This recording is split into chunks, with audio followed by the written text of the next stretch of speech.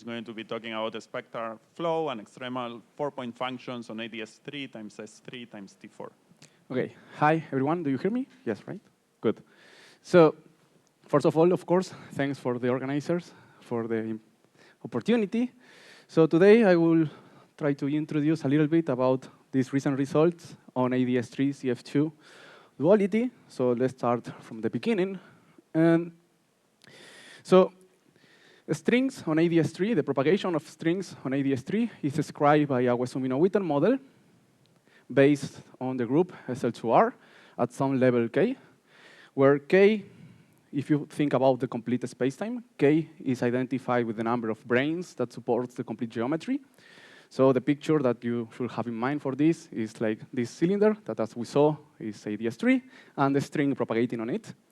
And this string theory will be dual to some CFT, two-dimensional CFT, that lives in the conformal boundary of AdS. And it's well known that this two-dimensional CFT should be some deformation of a symmetric orbifold CFT. And for certain values of the parameter k, for genetic values of the parameter k, the precise deformation is not known. So what we have is this picture where we have a string theory on AdS3 on one side and some deformation, an unknown deformation of a symmetric orbifold on the holographic theory. So let's review a bit how this works.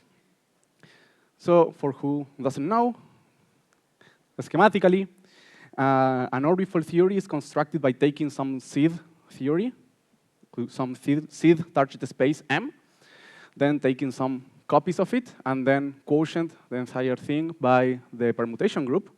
So the natural operators for one of the natural operators for these such a theories are the so-called single cycle operators. These are operators that are labeled by an integral number, omega in this case, that is called the twist sector, that accounts for the number of copies of the seed theory that this operator involves. And in order to compute correlators in this kind of theories, the main strategy is to lift the base space of the theory into the covering space by using a covering map. So you have some correlators that have some insertion points, x, of operators with twist omega, and then you construct a covering space using a covering map that is a map, it's an omega to 1 map on each one of the insertion points. And by using this kind of technology, you can basically simplify the complicated boundary conditions that this kind of correlators possess. On the other side, the worldsheet theory, the AdS3 theory, is a Wessel-Minowitten model. And if you want to construct the spectrum of a Wessel-Minowitten model, you will take some primary fields labeled by some representations of, in this case, the SL2R group. And it was shown by Maldacena that if you want to get a complete spectrum, this is not enough. So you have to add all these representations of SL2R plus the images under spectral flow, the spectral flow automorphism of these operators. And then you will get, basically this is a picture on the string side. So we have two kinds of operators. These ones are the unflowed operators, the operators without the spectral flow. And these are labeled by a single parameter, that is J, that is the spin of the SL2R representation. And these are representing particle-like states on the AdS3 sector. And then we have a transformation, and spectral flow automorphism that takes this and constructs new states that now are labeled by this parameter omega, that is the spectral flow charge, that represents a string that winds around AdS omega times, basically. And this omega is holographically identified with the twist sector of the symmetric orbifold theory. So one key thing to notice is that here, operators on the worldsheet depends explicitly on the worksheet coordinate Z and the boundary coordinate insertion X of the theory. And pictorially, one can think about this as this winding, this omega times winding of the strings is accounting for the omega copies that the boundary operator is using in the boundary theory. So the goal of this work was to study the OPE structure of the boundary theory, of the holographic CFT, coming from the worksheet description of the theory.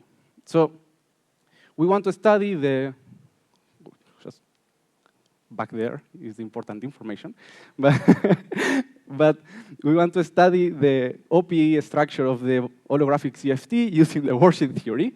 And this is accomplished by taking the 4-point function of the worksheet theory and taking the boundary insertion points of one of the operators and taking the x going to, here is a 0, x going to 0 limit.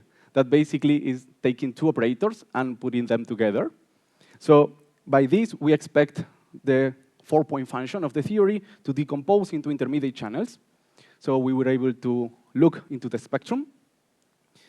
So schematically, we expect this function to behave as a sum over all the channels in the spectrum. Here is the labels of each one of the operators of a product of 3-point functions divided some propagator. So you can think about this diagrammatically as a sum over these kind of diagrams. So the idea is to take this function, take x to 0, and see how this expansion behaves.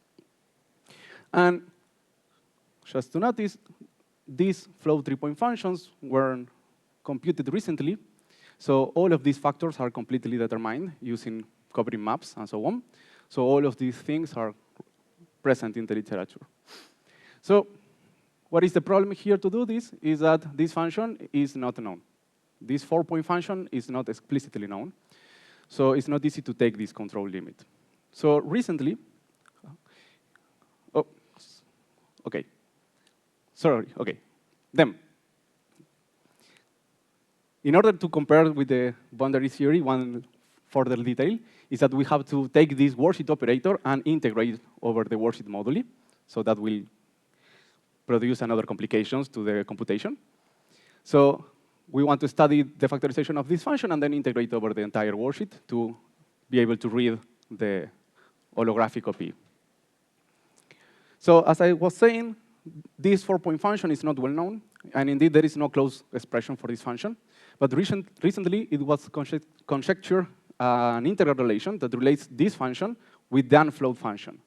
So this is a complicated integral relation that is based on the construction of covering maps that takes the worksheet of the string as the covering space of the boundary.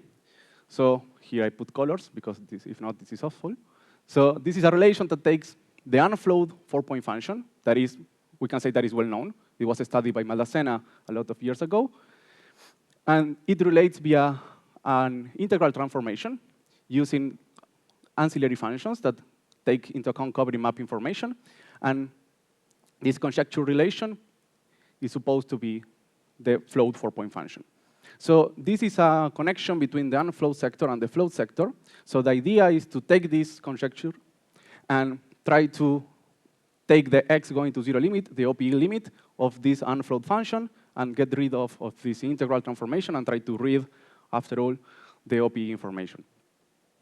So the key problem of this is that this 4-point function, the unflowed 4-point function that is inside the integral, is not evaluated at the same boundary point that the final result. It's taken on this generalized function that depends explicitly on the information of the covering map. And just as an example, if you take some lower values of these winding numbers, this generalized cross ratio behaves as a rational function that strongly depends on z and the worksheet coordinate and the boundary coordinate.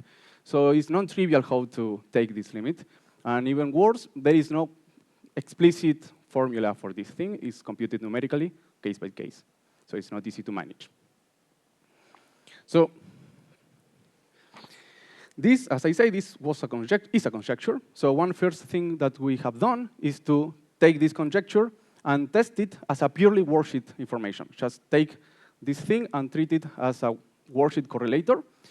So what we have done in this work is to study the OPE from the worksheet that is obtained by taking z to 0, joining the operators in the worksheet closer together.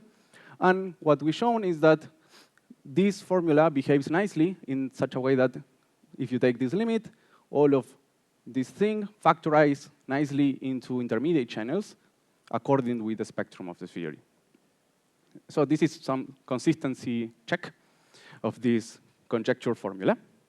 And with this, we move on in order to now study the holographic OPE. So to do so, we have to choose something to study. And if you want to check that if this formula reproduces a correct OPE for the holographic theory, we have to look to something to compare.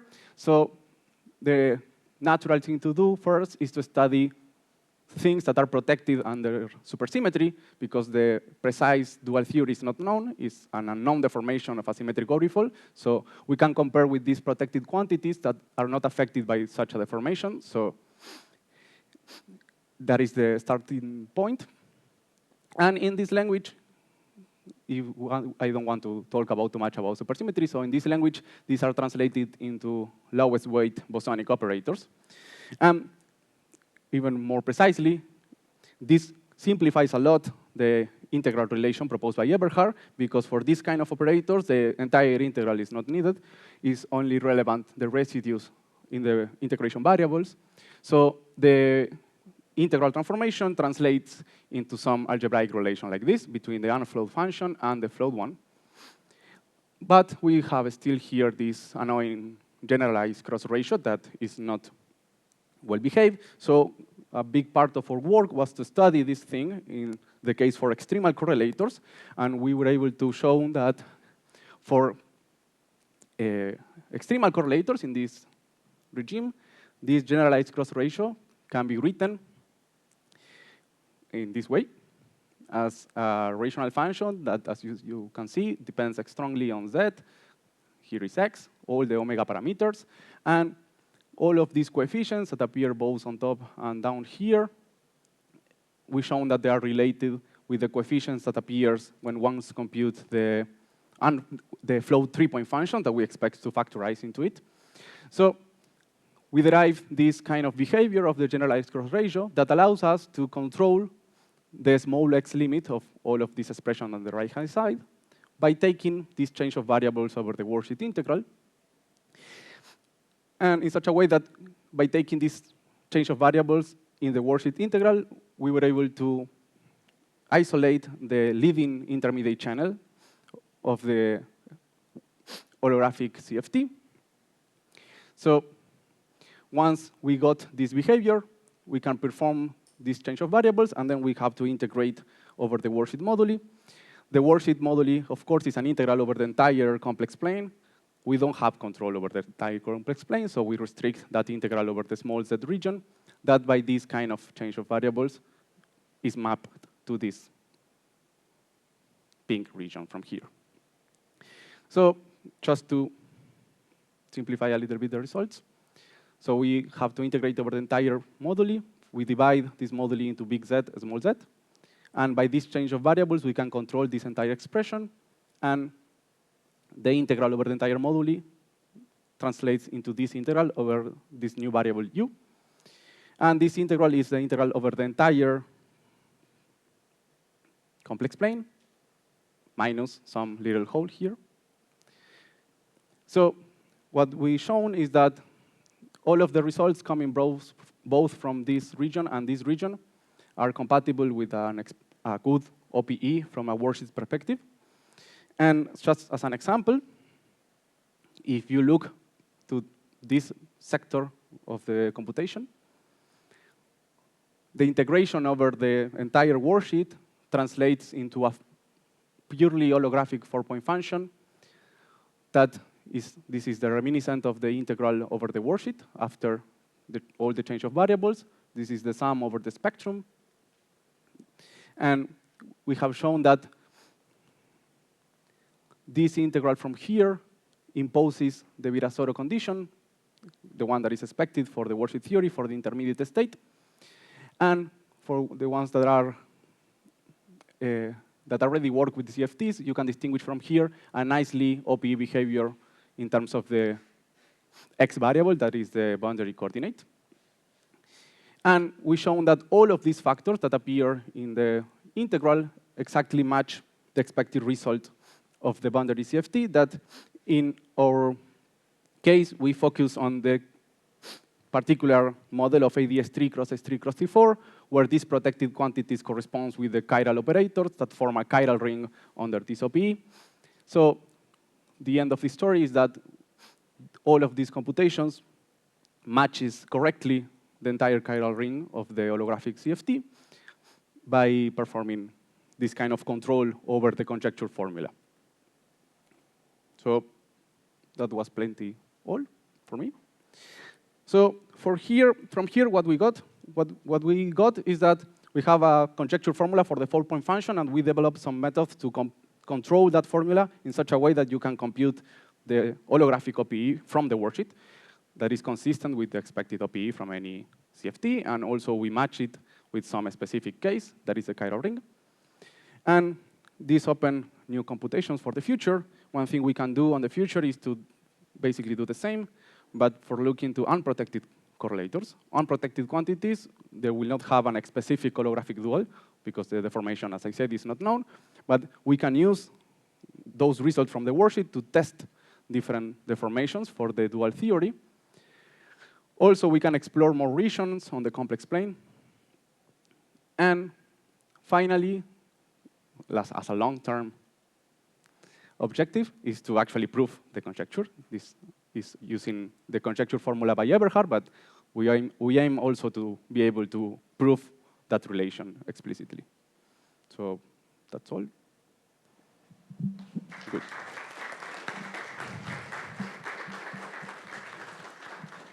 Okay, thanks a lot for the talk.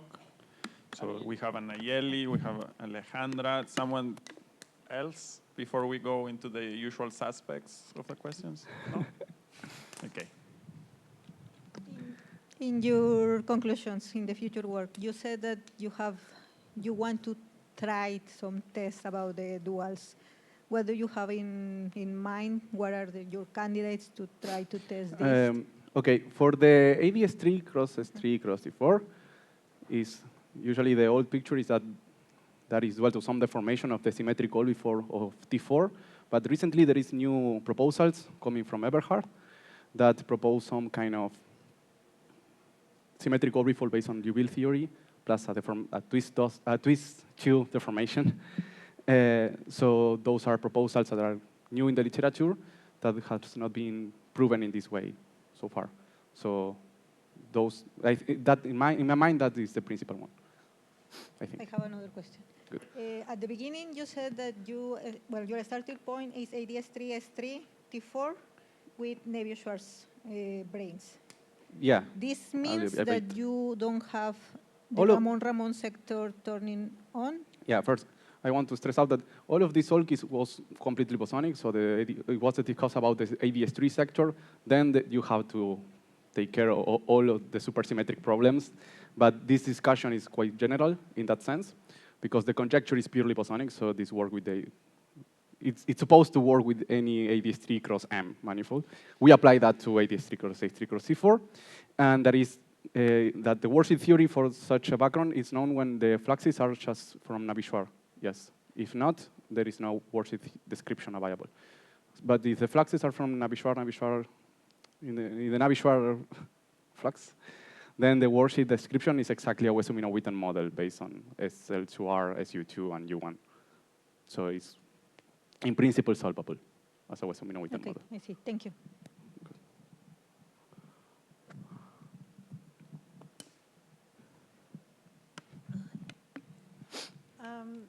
First, I had a few technical questions. So when you were doing the OP expansion, was it correct? Like in one of the slides, you only had like 3 contributions.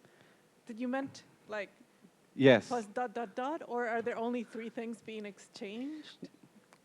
It's supposed to be ... but in our work we derive explicitly. It truncated. Yes, those three contributions, basically. Oh, Explicitly, okay. we were able to derive. Was that, is that because you're looking at things that were extremal? No, at no, that no, no, stage, no, no, no. before It taking was most a extremal, right? technical thing, because in the purely bosonic, if you want to look to the OPE of the worldsheet theory, you have to take Z going to 0, blah blah. So the way that we managed to isolate flow channels from the integral relation from Eberhard was to rescale in the integral variables in such a way that this generalized cross ratio behaves nicely in such a way that you can control this limit. So in our work, we were able to isolate those channels, perhaps because they are the easiest ones to isolate. But about the other ones, we have an insight that should be encoded in the entire expression of the generalized cross ratio of Eberhard. This function, I don't want to go back to the slides, but these functions, this generalized cross ratio that depends on these integration variables and the covering map information. When you take Z going to 0 or X going to 0, they simplify a bit. But surely all other channels will be encoded. Information about other channels should be encoded here because these are polynomials of degree omega on both X and Z. So we expect to be able to isolate each one of the channels from there, but it's not clear an overall picture of it. Okay, okay, yeah. It's very technical, this part, okay. but yeah. Because that was my other question also, if you looked at crossing symmetry from... Crossing symmetry, from the proposal, you can take the integral relation and using the crossing symmetry for the unflowed function from the integral relation, it is crossing symmetry. But what we didn't look for is to crossing symmetry from the conformal block level, so that is not done. So from the conformal blocks, it's just a thing, but we didn't study the crossing symmetry from conformal blocks. But the integral relation is crossing symmetric. Okay. So, assuming crossing symmetry from the unflowed function. I can keep going, but I thought I was one of the usual suspects. I can keep going. Okay, last question, and I think it's related to something that you were answering to. Yeah, sure. Before. Yeah, so you're comparing this with the symmetric product orbifold of just m to the n, but there's also like the conjecture that the worldsheet should just be dual to this symmetric product orbifold with a linear dilaton and a deformation on top of that. That computation you haven't done, or are you thinking of doing it? I wasn't clear also in your list of things that's just for the purposes of the talk to be a bit more clear about the symmetric orbifold, but there are other proposals, as you say, that doesn't use the symmetric orbifold or the M manifold. On our work, we have like a twofold discussion. We discussed the purely bosonic AdS3, and then we apply that to AdS3 cross AdS3 cross T4, and we match it with the chiral primaries of the symmetric orbifold of T4 that are the protected quantities. Right. That is our computation. But you also have the now. That is one of our goals, okay, maybe. People try to use those things. Yeah. Okay. No. Okay. We have time. Don't be shy. Ask questions. Okay, everyone is shy. It's the first day. So we have another question by Alejandra. No, it's okay. So this one is a little bit, sorry. Okay, I'll just go through it. So in the naive, like, this is an issue from back in the day. So I won't put it on you. But there's this issue that the worldsheet theory that you're looking at, if you look at what are the set of primaries, there's a cap up to k-1. Yes. But the symmetric product orbifold allows for primaries up to k. Okay. And so this is always something that people like kind of, it's because of a paper by Seiberg and Witten that they just throw away and they say, it's a singular point, a moduli space, things disappear, magic. I'm just wondering if you were, and I know there were also the people that computed in the chiral ring, the double car paper with Ari Pacman, and they looked at the 3-point functions. They also kind of were like, oh, yeah, there's this issue of k-1, and they kind of like, throw it away. Are you doing the same thing? Are you being like, Yes. Yeah? Okay. Okay. Okay, we'll talk more about that. Yeah, because please. I think you shouldn't be doing. Good. There's something. Okay, I think we can thank Julian again.